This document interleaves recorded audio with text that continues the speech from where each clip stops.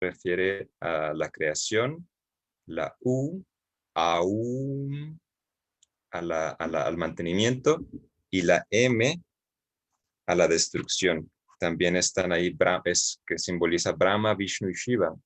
Por eso ese sonido es tan poderoso. ¿Sí? ¿Quieres?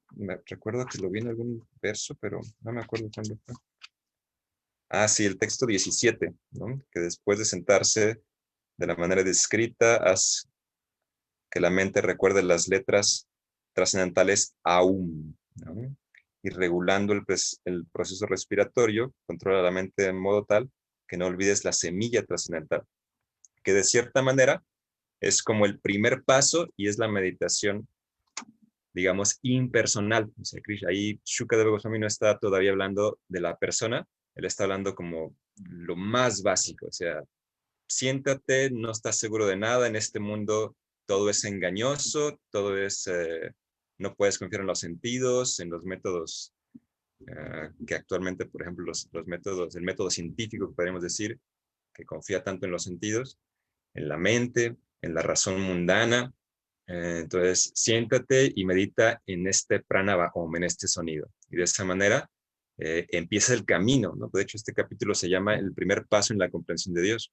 Y es precisamente eso, el, engancharse un poquito a la fe de que hay algo más allá de este mundo material, aunque no tengamos la certeza, ¿no? Aunque aparentemente no se pueda tener la certeza. Y Shukadeva Goswami empieza por esa parte, ¿no? Con la meditación impersonal, ¿no? El buscar indagar sobre el aspecto impersonal de la verdad absoluta, ¿no? Sin embargo, ahora estos textos van a hablar de lo que es el aspecto personal material, podemos llamarlo así, ¿okay? Que solamente existe en este mundo, y vamos a observar que también es un paso muy importante que él recomienda después de recitar la sílaba OM, después de haber como escudriñado ese aspecto impersonal, empapado, embebido, haberse absorbido en el aspecto impersonal del Señor. Entonces, él recomienda empezar a meditar y fijar la mente en la forma más impactante de la suprema personalidad de Dios, ¿no? Más impactante en el sentido para nosotros, ¿no? Que consideramos que Dios es lo más grande, Dios es lo más poderoso, Dios es el omnipresente, es omnipenetrante, todos esos términos que generalmente se le atribuyen a Dios. Y entonces Shukadeva Goswami va a dar una descripción de cómo meditar en ese aspecto que es tan incluso terrorífico, ¿no? Que Arjuna en el Bhagavad Gita lo menciona como terrorífico, y para un devoto de Krishna, para un devoto que ya tiene noción de la personalidad de Dios, no es tan atractivo, pero para una persona materialista que, que le cuesta trabajo ver a Dios como una persona, es muy atractivo. O sea, de hecho, es que básicamente es como la noción panteísta de la suprema personalidad de Dios. Entonces, vamos a recitar algunas oraciones, ¿verdad? Yo quiero ofrecer mis humildes reverencias a la suprema personalidad de Dios, Shri Krishna, el hijo de Vasudev, quien es la causa de todas las causas. Y también quiero ofrecer mis humildes reverencias a mi maestro espiritual, Hridayananda Das Goswami, y a mis padres, a mis mayores, a todas las personas que han contribuido a que yo pueda apegarme al aspecto personal de Dios, Krishna. Y oro para que podamos concebir ese aspecto tan maravilloso de la suprema personalidad de Dios, de un niño con una flauta, con ropas amarillas, de color azul negruzco, y con una sonrisa que conquista todo el universo. Om Namo Bhagavate Vasudevaya. Om Namo Bhagavate Vasudevaya. Om Namo Bhagavate Vasudevaya. Om Gyanati Mirandasya Gyanam Gyanashakaya Shakshuramilitam Yana Tasmai Shri Gurave Namaha. Bien, voy a compartirles pantalla para que vean. Vamos a ver aquí. Aquí está.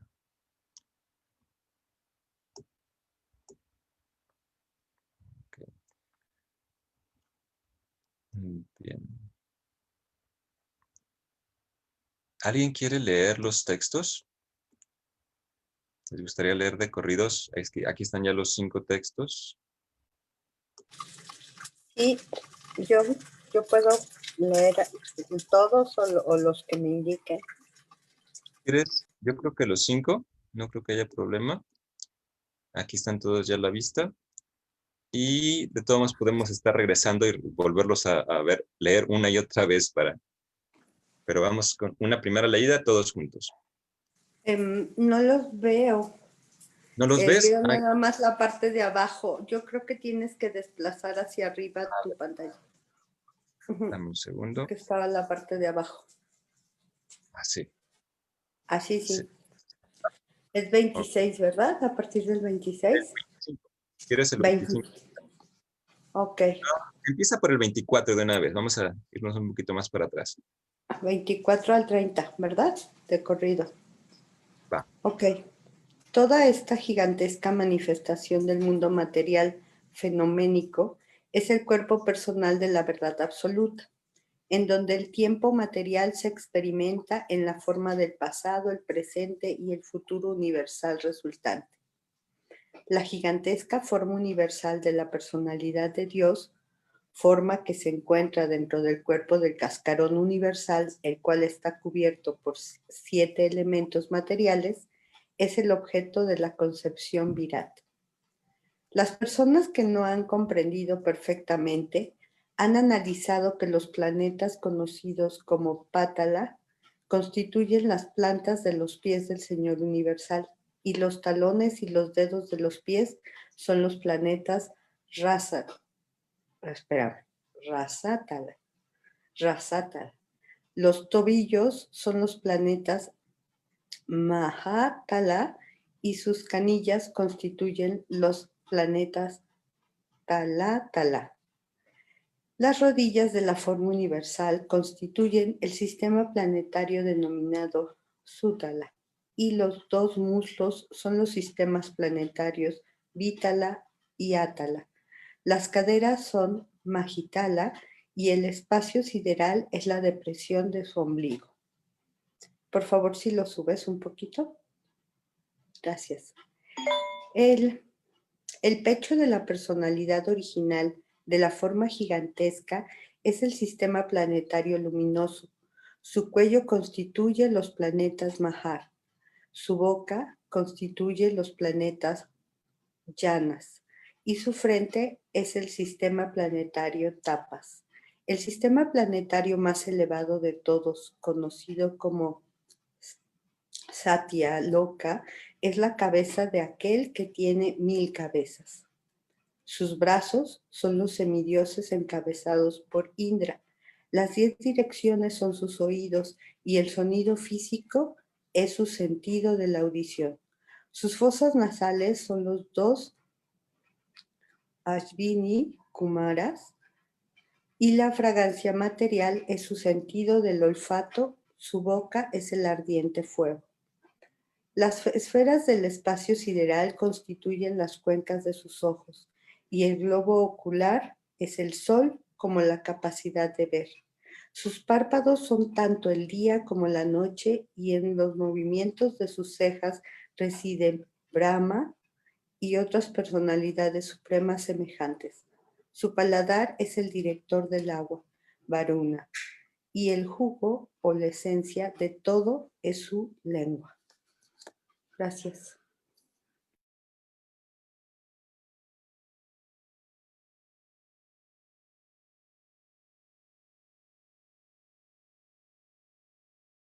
Tienes tu micrófono cerrado.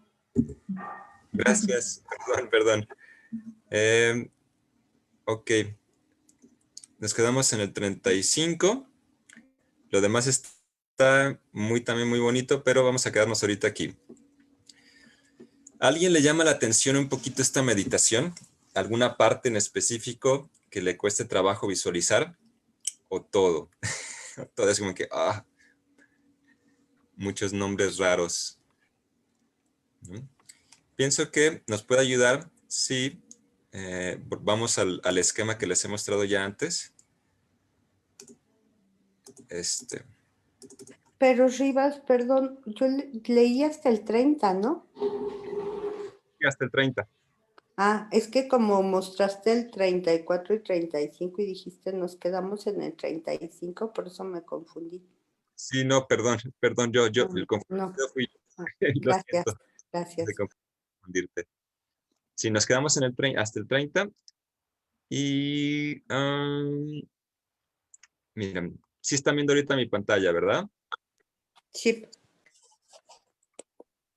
¿Alguien tiene forma de leer? Bueno, yo tengo aquí el libro. Voy a leer, por ejemplo, para que vayamos viéndolo con este esquema. ¿Les parece bien? A ver, aquí Sí, muy bien. Sí. Sí. dice ¿Quieres que vayamos leyendo los textos que leímos hace? si alguien tiene por ahí el Bhagavatam, que lo Sí, pueda aquí lo tengo a la mano. en la pantalla esto y no estar cambiando para que, ¿sí? Bueno, ok. Entonces, ¿quieres que te vaya leyendo otra vez? Sí, por favor. Yo también lo tengo. Bueno. ¿Quieres leer tú, Gina, o quieres que lea yo? Si quieres tú, Alexia, y la segunda yo. Uno y uno. Ok. Sí. Nos vamos alternando, ¿va? Empiezo por Sí, el claro. 25. ¿Por el 25 o el 24 querías? Si quieres, empecemos con el primerito, la gigantesca forma universal. Ok. La gigantesca forma universal de la personalidad de Dios, forma que se encuentra dentro del cuerpo del cascarón universal, el cual está encubierto por 7 elementos materiales. Es el objeto de la concepción Virat. Bien, perfecto. Entonces, si se fijan, cada universo, o sea, por eso se dice que esta forma universal es solamente en cada universo. Cada uno de estos universos que se ven aquí, que salen de los poros de Mahavishnu, es un cascarón, lo que llaman aquí como el cascarón ¿cómo dice? Cascarón universal.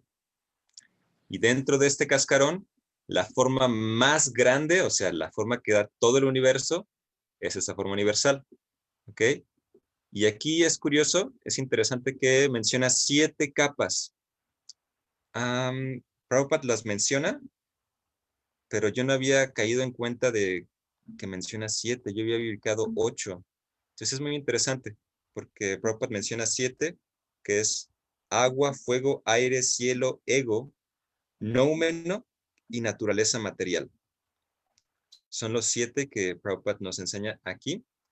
En el mismo Bhagavatam, en otras partes, se habla de que son 8 capas, curiosamente, ¿no?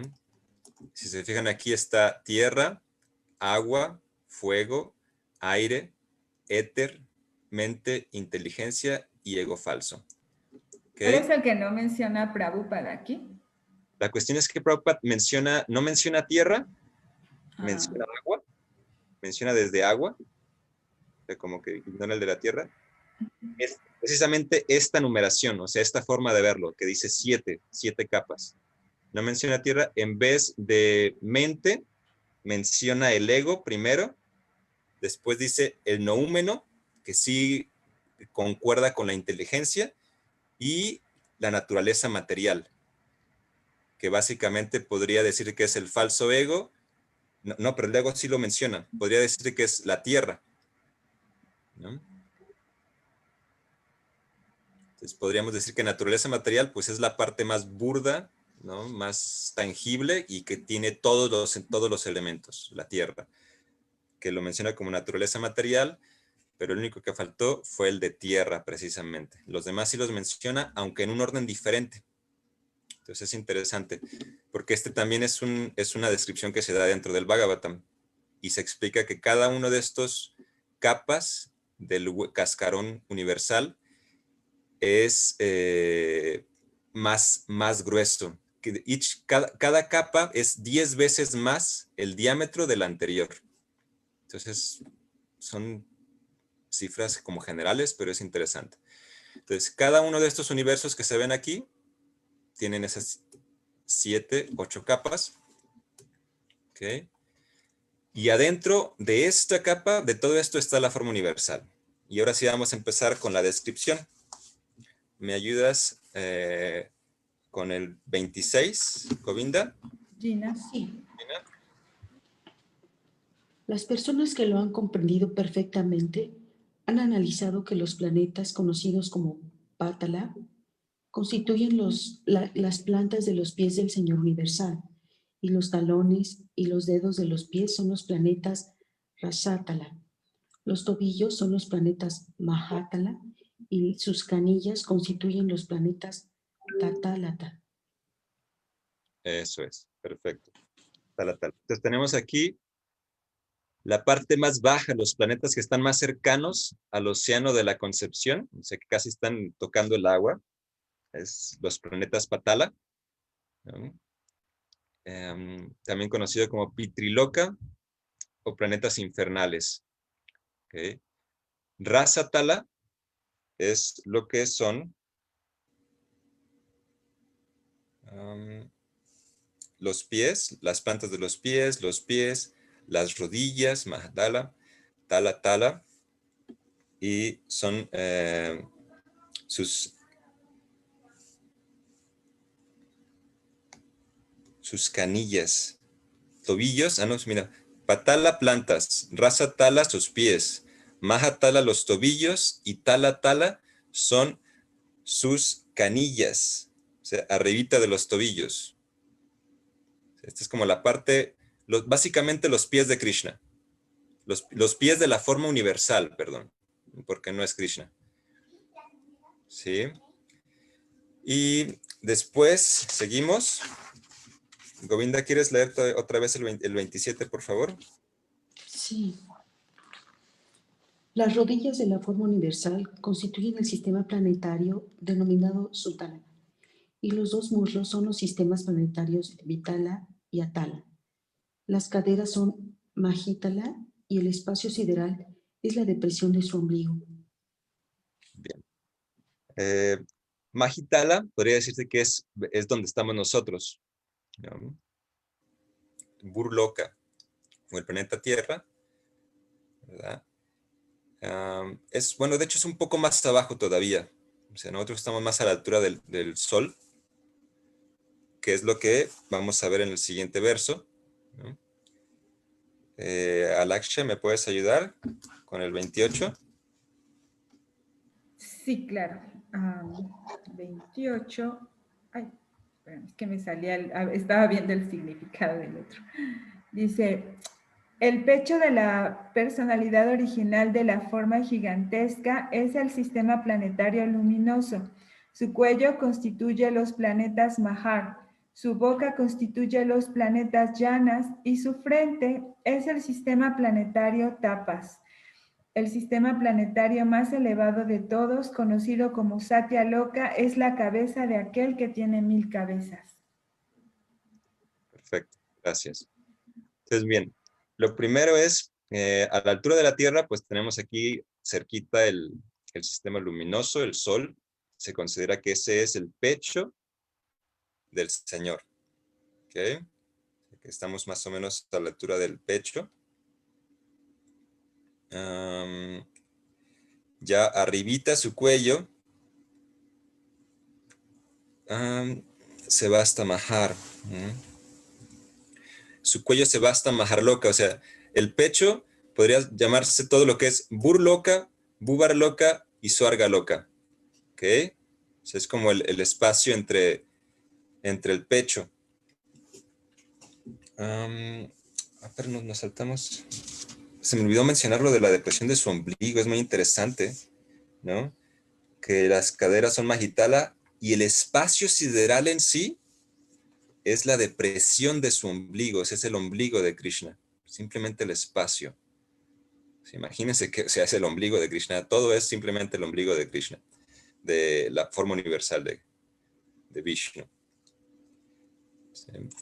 Entonces, a partir de Maharloka,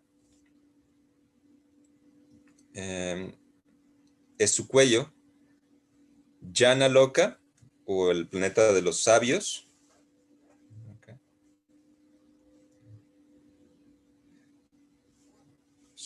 Es su boca.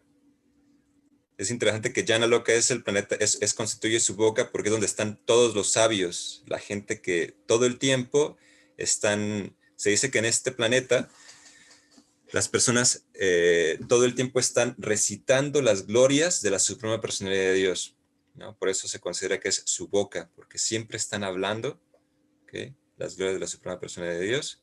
Luego tenemos Tapaloka, que es la frente del Señor. Y Satyaloka,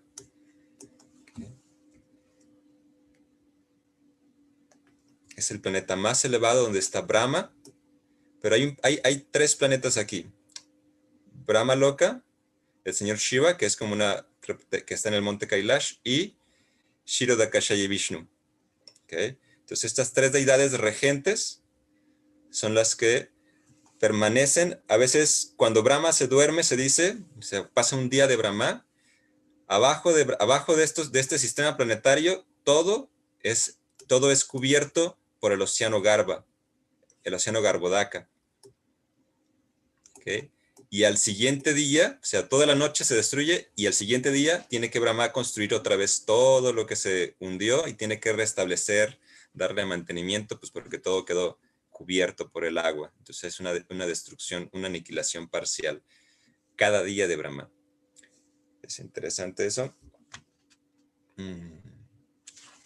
¿Me puedes ayudar otra vez, Govinda, con el 29? Sí. Sus brazos son los de semidioses encabezados por Indra. Las 10 direcciones son sus oídos, y el sonido físico es su sentido de la audición. Sus fosas nasales son los 2 Ashvini, Kumaras, y la fragancia material es su sentido de olfato. Su boca es el ardiente fuego. Sí, es una descripción muy extática, muy impactante. Bueno, tenemos aquí a los semidioses. Todos los planetas de Swarga Loka es el planeta de los semidioses.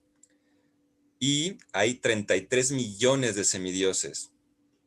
Es lo que describen los Vedas que hay.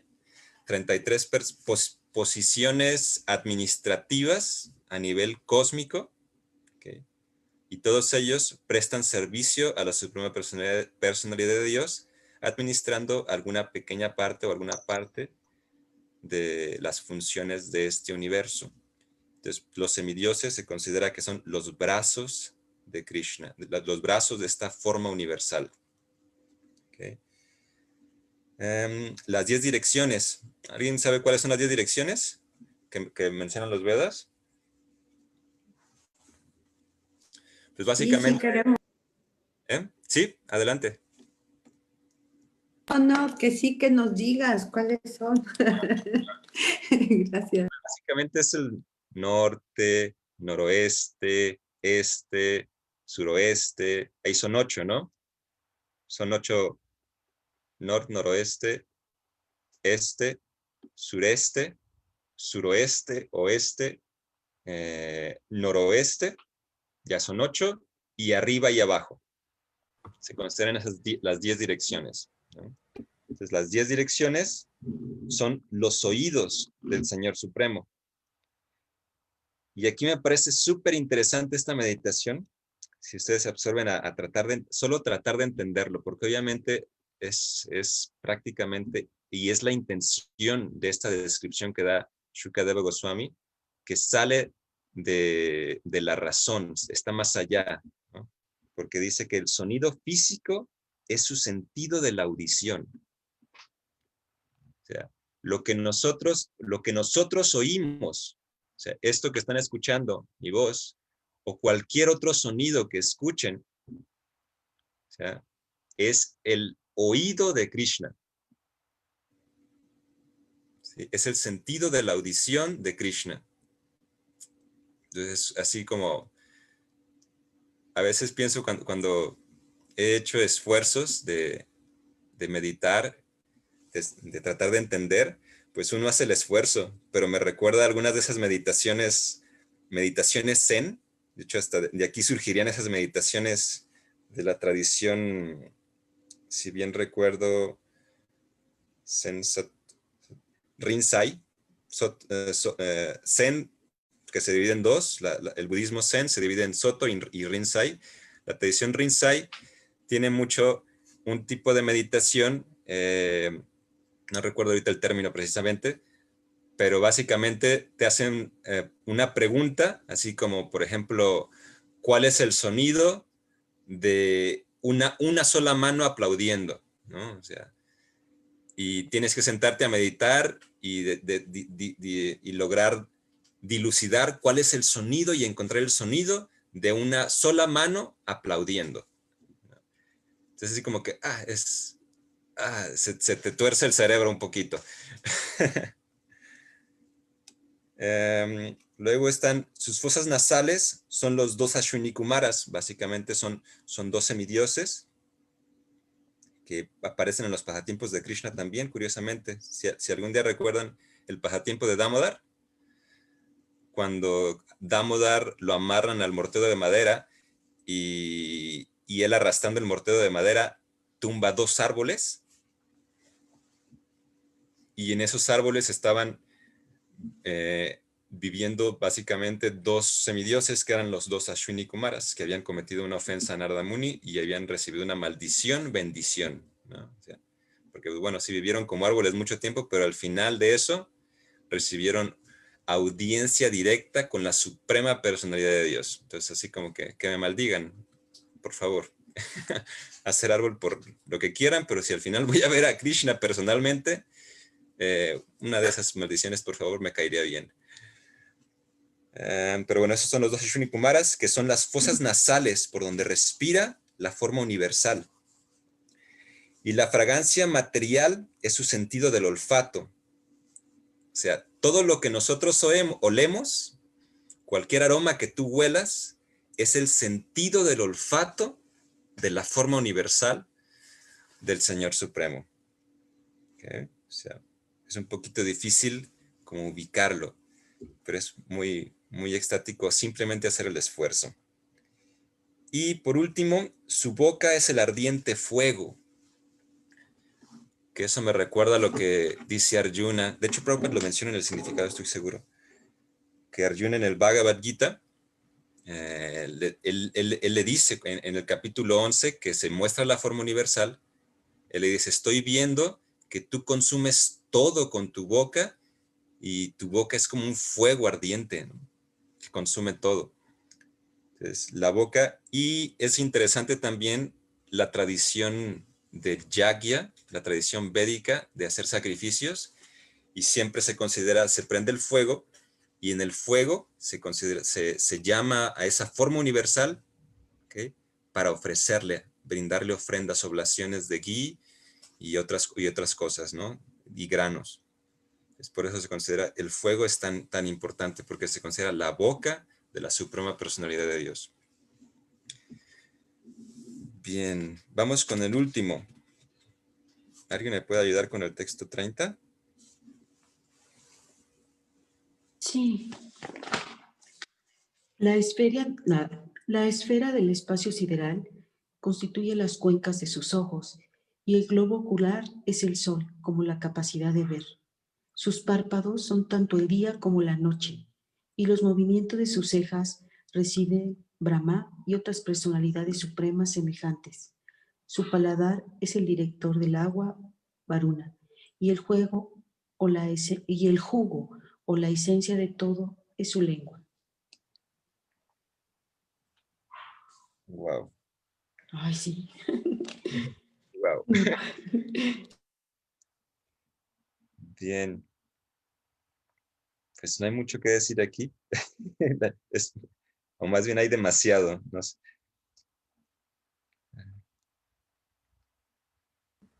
Dice Prabhupada que en las disposiciones de los Shastras el sentido común no tiene cabida.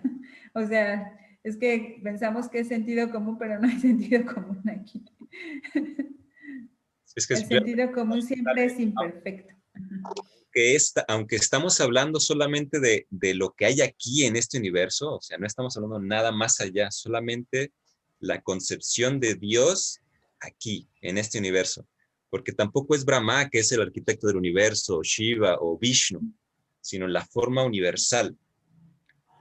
Entonces es muy interesante que mismo solamente dentro del universo ya se encuentran cosas que son así ya, que salen de la razón, de la capacidad de raciocinio, pero al mismo tiempo el esfuerzo por entenderlo es un ejercicio que fortalece de una u otra manera al alma, a la identidad, a esa calidad ontológica más elevada, ¿no? El entender que somos algo más allá.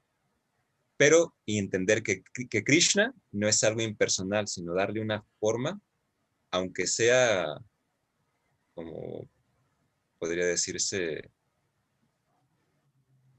no sé cómo, qué palabra será ahí, porque, bueno, Arjuna le dice esta forma horrible.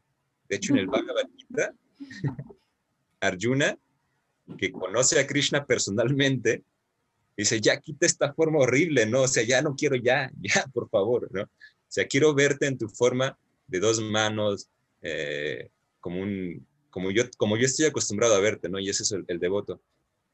Pero para la gente en general, o sea, para los que estamos, que no tenemos como directamente audiencia con Krishna, que no conocemos esa forma tan exquisita, pues aunque Arjuna le dice horrible, para algunos de nosotros dices, está también exquisita, está increíble, ¿no? O sea, tratar de meditar en Dios en esa forma tan majestuosa. Es que como que te da material para la meditación de acuerdo a la conciencia que estés deseando desarrollar, porque por ejemplo para un científico puede ser tema de distraerse ahí eternamente, ¿no? Entonces, y para alguien que está en la búsqueda de Dios en su forma más pura, digamos, es como una oportunidad de ver la gran manifestación de Dios, ¿no? Y también me llamó la atención esta comparación, digamos, de los pies y del ombligo y del pecho y de todo este cuerpo de Dios con la manifestación cósmica, porque también cuando empezamos el estudio del Bhagavatam con un amigo devoto, también nos dio esta misma analogía, pero en relación al Bhagavatam.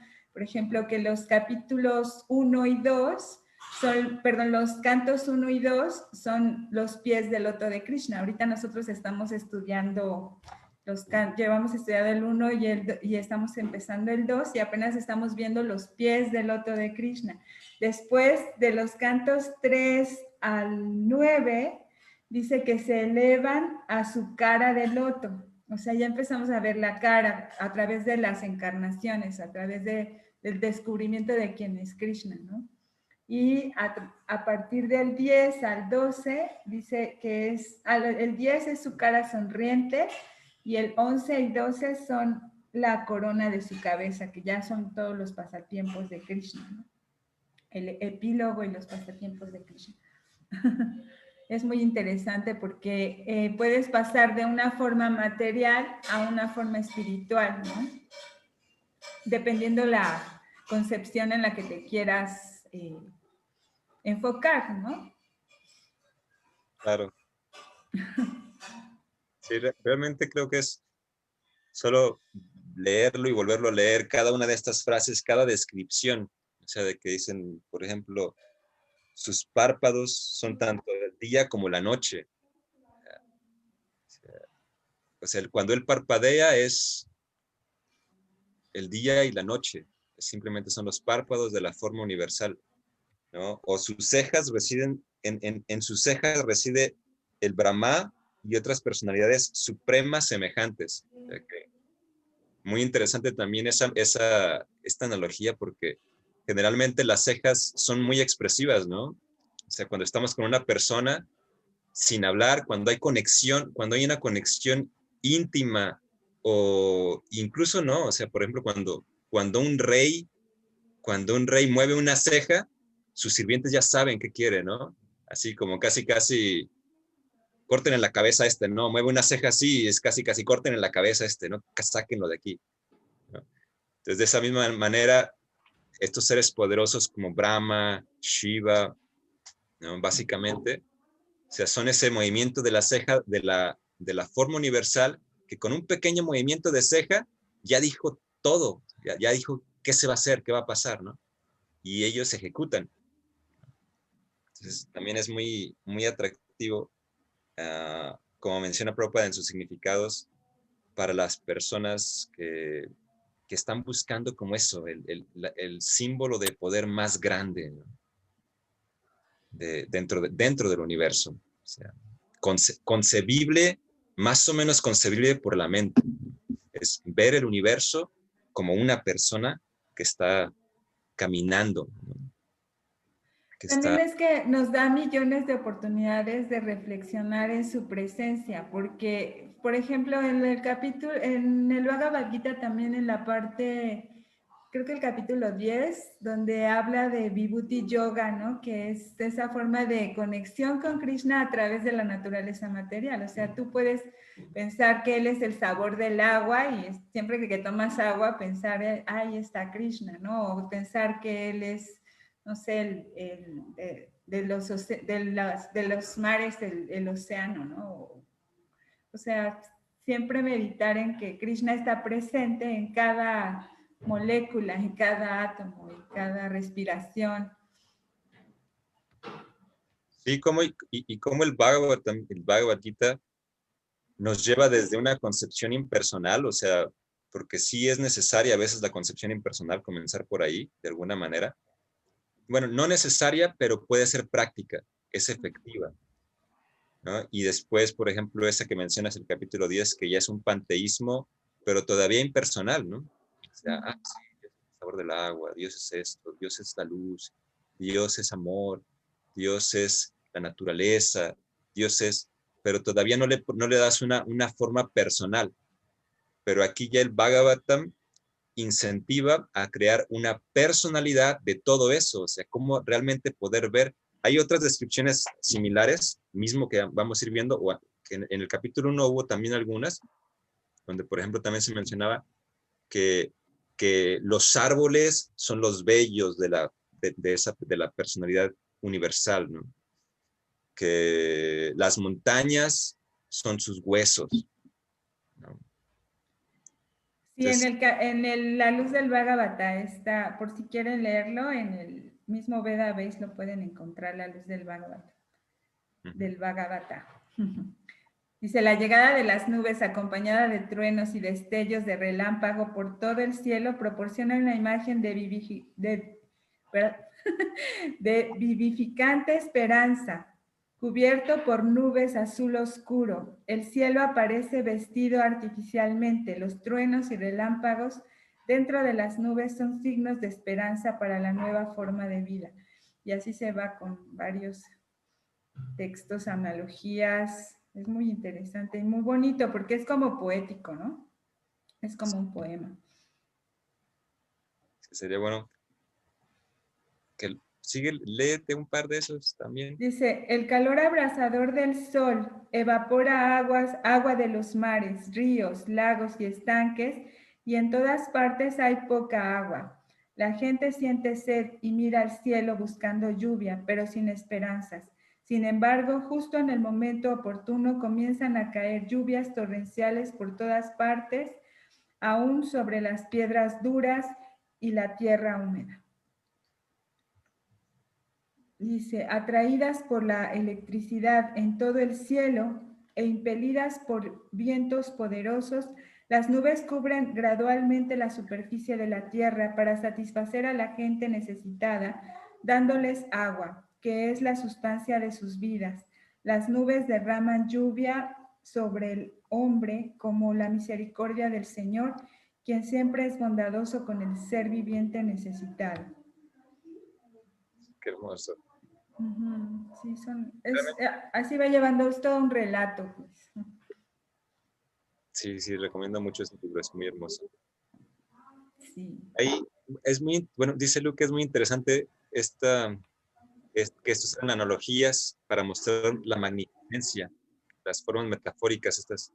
Y sí, totalmente de acuerdo, Luke, ¿no? Y ahora, es importante mencionar que el Bhagavatam, ahorita, por ejemplo, estamos en el primer capítulo del canto 2, que es como el comienzo cuando empieza a hablar Shukadeva Goswami, y él empieza nuevamente por esa parte, ¿no? Desde lo impersonal, elevarnos hacia lo personal. Y hay que señalar que Shukadeva Goswami fue un orador muy experto. O sea, bueno, y también Maharaj Pariksit fue un alumno muy, muy experto para sacar la información para todos, no solo para él. Porque, por ejemplo, para Shukadeva, para Maharaj Pariksit, todas estas descripciones estaban ya, pues digamos, las escuchó, las disfrutó, pero no era lo que él quería. Acuérdense que él ya había visto a Krishna personalmente en el vientre y por eso recibe su nombre. Él siempre lo había estado buscando, pero la forma personal así, la más hermosa. Y él escuchar esto, pues servía. De hecho, él lo pidió y Maharaj Pariksit lo habló. Sin embargo, era para la audiencia porque había muchísimas personas. Había muchas personas ahí de diferentes índoles y categorías espirituales también. O sea, había impersonalistas, había yogis, había guianis y estaban personalidades grandísimas como Narada Muni, su padre y maestro Vyasadeva, ¿no? Brahmanas, encarnaciones de Krishna como Parashuram. Okay. Pero Shukadeva Goswami lo habló y empezó a hacer esta descripción para el bien de todos y empezó desde lo más básico, desde siéntate y medita en el Om, o sea, no, nada más, solamente el sonido, escucha el sonido y medita en la vibración sonora. Y ya después empieza con un panteísmo, pero también es un panteísmo personalista. Y eso se me hace muy increíble que el Bhagavatam se va directamente a esa personalización de la suprema personalidad de Dios, ¿no? Pero también el Bhagavatam termina diciendo que esto es una concepción material de Dios, solo temporal, fenoménica, y que es útil solamente para atraer la atención de los que están, ¿cómo se puede decir? Absortos en el materialismo. Que tienen su mente absorta en lo material y que no pueden ir más allá, pues no pueden salir de ese estado. ¿No? Lulu tenía la mano levantada por ahí. Adelante, interrumpan aquí. Sí, pero creo, a ver si, me parece que con lo último que dijo Rivas ya respondo un poco mi pregunta. Yo siempre que leía este tipo de metáforas, las trataba de comprender como metáforas literarias que de alguna manera en diferentes textos religiosos de diferentes líneas, ¿no? O sea, en el catolicismo, ahora aquí, en otros, eran como figuras literarias que ayudaban a que la comprensión humana pudiera acercarse a esa magnificencia, ¿no? De Dios, porque finalmente la magnificencia de Dios es un concepto tan abstracto que la mente humana necesita como esas metáforas, ¿no? Entonces siempre las trataba de ubicar como eso, como figuras literarias que te ayudaban a comprender, ¿no? Pero en un primer momento, ahorita que estaba escuchando la clase, dije, oh, esto quiere decir que no nada más es una figura literaria, que es así, ¿no? Que es así. Y ahorita con lo que tú último dijiste, no sé si estoy interpretando correctamente, o sea, sí es una figura literaria, ¿no? Para acercarnos a esa comprensión, es así, pero es así para poder ayudarnos desde nuestra posición material a comprender esa magnificencia, pero cuando dices es una comprensión temporal, quiere decir que no nos debemos de quedar en esa comprensión nada más temporal. ¿Estoy entendiendo correctamente, Rivas? Sí, Lu, totalmente. O sea, esta es una herramienta que se utiliza para llamar nuestra atención y engancharnos o atraernos a la forma personal de Dios. ¿Ya? Pero no es la forma personal de Dios original, ni siquiera una encarnación que desciende, ¿no? Ni siquiera es un avatar en un sentido, por ejemplo, Varaha, Vishnu, cualquiera de los Vishnus, cualquiera de las Nrsimha, que son formas personales, personificaciones realmente de la suprema personalidad de Dios, que son mucho más elevadas. Meditar en cualquiera de esas formas es mucho más elevado que meditar en la forma universal, ¿no? Porque esas son formas que descienden, que son avatares, ¿okay? De cierta forma. Y la forma universal del Señor es algo que, como tú lo mencionas, es una forma de enganchar, aunque sí se puede visualizar y te das cuenta que el universo tiene esa forma, ¿okay? Y están sus brazos y están, no, pues todo tiene sentido, que encaja perfectamente, es una persona que se está moviendo este universo, ¿no? Que tiene personalidad, así como nuestro cuerpo está constituido de muchísimas entidades vivientes, ¿no? Aunque nosotros tenemos el mayor control de todo este cuerpo, pero dentro de nuestro cuerpo hay millones de entidades vivientes, ¿no? Millones. ¿Okay? Pero nosotros tenemos el control de este pequeño cosmos, que mucha gente también hace esa analogía, ¿no? Dicen que este cuerpo es un universo completo, porque lo es. ¿Okay? Pero yéndonos hacia arriba, podemos entender esa parte, pero no hay que quedarnos, como bien lo dijiste tú. El Bhagavatam es lo que instruye, o sea, solamente una pequeña parte para que nos maravillemos, nos sorprendamos, pero al mismo tiempo, y entendamos que es una persona, pero la personalidad de Dios está más allá del mundo material. ¿Sí? Ok, muchas gracias. Gracias, Rivas. También yo añadiría que es importante que no nos quedemos nada más con lo que leemos aquí en la clase, sino que se vayan a los textos de Srila Prabhupada siempre, o sea, terminando la clase, pasen a leer los textos, porque ahí están las instrucciones de Prabhupada y ahí nos da mucha más claridad todavía, digo, aparte de las realizaciones y comprensiones que compartimos aquí, justo las leemos a partir de lo que leemos de Srila Prabhupada, pero que sí hagan ese espacio de tiempo durante el día para dar una lectura a las instrucciones de Prabhupada y así vamos a ir teniendo mejor comprensión todavía de lo que platicamos acá, ¿no? Sí, totalmente de acuerdo, Lakshmi. Es importante, digo, aquí compartimos, pero a fin de cuentas, todo lo que nosotros compartimos, por lo general, por ejemplo, yo siempre siempre digo, es bajo la luz de lo que he aprendido, y si no es que directamente lo que he aprendido de los libros de Prabhupada. Sí, exacto. Ya has aprendido bastante bien. Por eso nos apoyamos mucho contigo, porque eres muy estudioso. Y con Lulú también, que es estudiosa. Sí, porque fíjate, no sé si a los demás les pasa que ahorita que estaban platicando de esa forma universal, dije, wow, qué hermoso. Pero luego me vino a la mente una pregunta y dije, a ver, ¿cómo prefieres imaginar a Krishna, no? O sea, imaginar en el sentido de con qué te vas a vincular.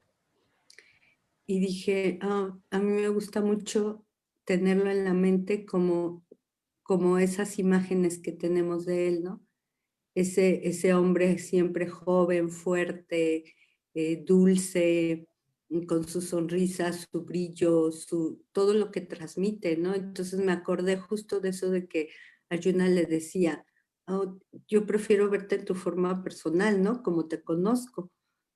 Pero por otro lado también dije, bueno, esta visión de la forma universal de Krishna si yo la mantengo presente, me va a permitir seguir desarrollando ese aprecio por todo lo que es la creación, ¿no? Y también reflexionar que si mi actuación, digamos en términos de ecología, de respeto a la naturaleza, de todo eso, pues entonces cada pisada que yo doy en este planeta, tengo que darla con todo el respeto, o sea, por decirlo metafóricamente, ¿no? Cada paso que dé como entidad viviente que reside en este universo y cada acto que yo realice en este universo material, tengo que hacerlo con sumo respeto, porque estoy, ¿no? Estoy aquí dentro de esa forma universal de Krishna. Entonces es como muy bonito, ¿no? Porque le da sentido y le da dirección a tu vivencia como entidad en este mundo material. Y por otro lado, también te lleva a reflexionar cuál es la forma en que tú quieres ver a Krishna para relacionarte con él. Espero explicarme, pero es muy lindo. Maravillosa reflexión, me encanta, porque de alguna manera esto que exhortas tú es un detalle muy importante que incluso le sucede a los devotos de Krishna, que empiezan a rechazar toda esta creación material. Y es, este mundo es terrible, es una porquería, es pura ilusión, ya hay que largarnos de aquí, ¿no? Que de hecho es algo que se mencionaba en clases pasadas, que los devotos, o sea, no están buscando realmente salir de aquí, porque no les importa estar aquí o allá, o en el mundo espiritual, o aquí, en el mundo material, que también es ilusoria, lo que es material. El hecho de que es material, esa es la ilusión, ¿no? Pero sigue siendo espiritual, sigue siendo trascendental. Es una persona que ve y que vive así como tú lo mencionas, Lu, ese es un verdadero devoto. O sea, porque él puede ver a Krishna en todas partes. Entonces, está caminando y cada paso que da, cada decisión, cada palabra, lo que yo menciono a veces en lo de el autocontrol, el ejercicio adecuado del control concedido. O sea, con mucho respeto, ejercer adecuadamente aquello que se te ha responsabilizado de controlar. Por ejemplo, ahí entra toda esa visión, incluso de los ecologistas, o sea, el Vaishnava es el mejor ecologista, el Vaishnava, el devoto de Krishna es el mejor ecologista, el más respetuoso con la tierra, el más respetuoso con la sociedad, con la estructura social, ¿no? Es una persona que siempre está buscando servir, porque él ve que esa estructura social, también se habla, por ejemplo, cuando se habla del Varna Ashram, o sea que se hace nuevamente esa misma analogía, ¿no? Los pies del loto, los pies de la forma social, de la personalidad de Dios, son los asistentes, los shudras. Los muslos, son el estómago y los muslos, la cadera, son los vaishyas, ¿no? Los kshatriyas son el pecho y los brazos, y los brahmanas son la cabeza de la sociedad. Entonces también cuando uno ve constantemente cada cosa, cada estructura en la que uno vive, de esa manera como tú lo mencionas, Lu, es precisamente eso, uno aprende a ser respetuoso, porque uno ve en todas partes a la suprema persona de Dios. Y eso nos falla a veces a muchos devotos.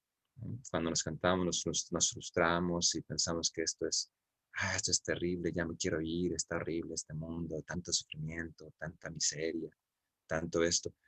Pero, sin embargo, si uno lo ve con conciencia de Krishna, sigue siendo maravilloso, ¿no? Y uno puede vivir maravillosamente. Hola, Srivas. Buenos días a todos. Fíjate que voy a comentar algo aquí un poquito con respecto a lo que estaban platicando. Fíjate que esa parte que comenta Lu y que comentas tú, pues bueno, son muy maravillosas e increíbles y muy ciertas, ¿no?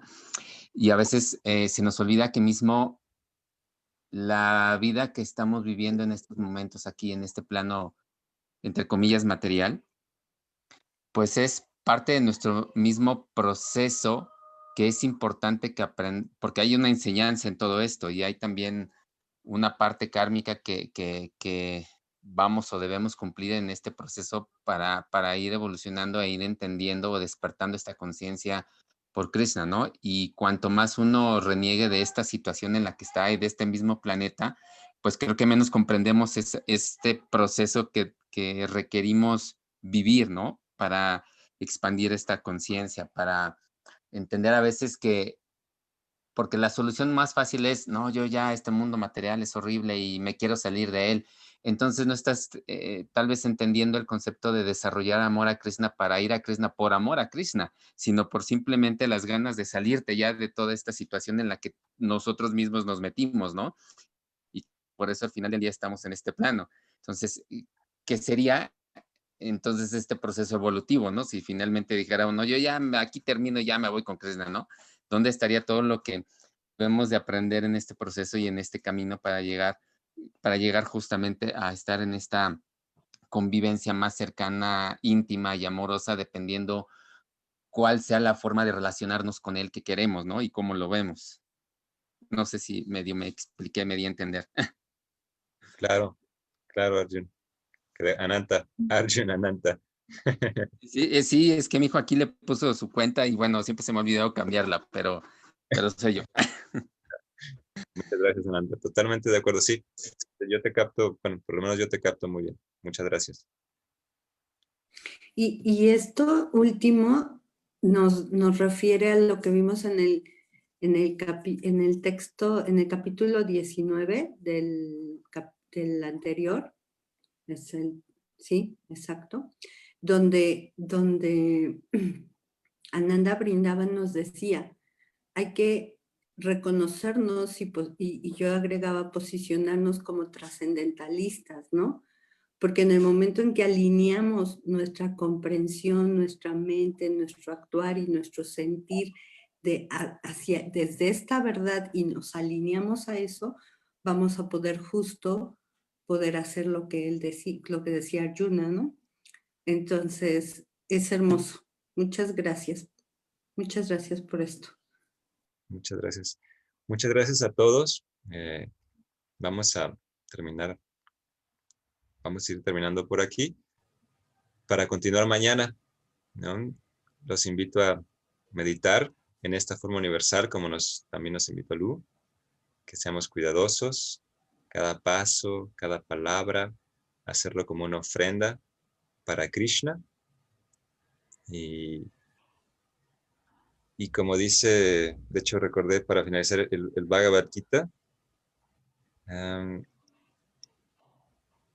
¿cómo va ese verso? ¿Alguien me puede ayudar a buscar el verso 4.27? A ver, ir 4.28, que habla de Yagya, que el conocimiento es ese fuego en el que se puede quemar todas las contaminaciones y los esfuerzos. 4.27 dice, otros que están interesados en lograr la autorrealización a través del control de la mente y los sentidos, ofrecen a manera de oblaciones las funciones de todos los sentidos y del aire vital en el fuego de la mente controlada. ¿Y el que sigue cuál es? ¿Y el que sigue? 28 dice, algunos, habiendo aceptado estrictos votos, llegan a iluminarse mediante el sacrificio de sus posesiones y otros mediante la ejecución de severas austeridades, mediante la práctica del yoga, del misticismo óctuple o mediante el estudio de los Vedas para avanzar en el cultivo de conocimiento trascendental. Y es uno. Es que se va como por varios, ¿no? Los que se funden en la respiración. 26, 27, 28. Pero hay el juego. Pero bueno, sí están, de todos modos quedan perfectamente. Es una invitación ese al Yagya, de alguna manera a ofrendarnos constantemente. O sea, ofrendar todo nuestro ser en esta forma universal, precisamente para acercarnos más a esa forma que nosotros realmente queremos conocer, que es la de Krishna, que es la que mencionaba, ¿no? Que hasta que me maldigan no le hace. Que me- pero si algún día voy a ver a la Sagrada Persona de Dios en persona, ya se hizo. Sí, pues hay que recurrir a las almas puras y autorrealizadas para aprender mucho más y poder acercarnos cada vez más a Krishna. Y bueno, pues vamos a despedirnos aquí. Muchas gracias. Hare Krishna. Abrazos Gracias. a todos. Que tengan muy bonito día. Nos vemos Gracias. mañana. Bye. Gracias, Bye. igualmente. Excelente Bye. día para todos. Bonito día. Bonito día, Miriam. Gracias. Bye. Hare Krishna.